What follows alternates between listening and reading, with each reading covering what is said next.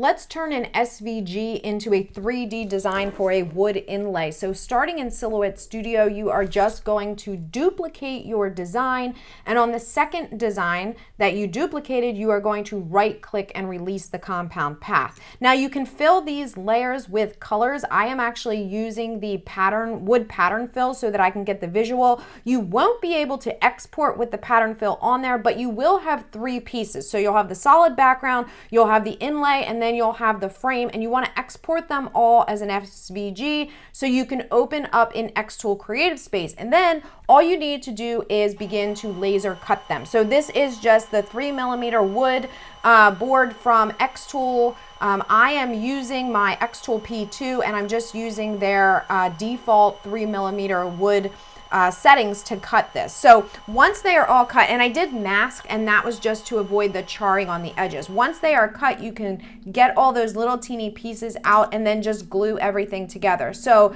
I do the frame and the base the same color, and then the inlay an alternate color. You can actually paint any or all of this as well if you wanted to.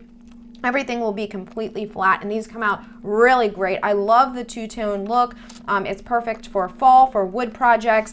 You can also do this with acrylic if you have an Xtool P2 and want to cut acrylic. All of the information, details, links, and everything for the Xtool P2 in the description below.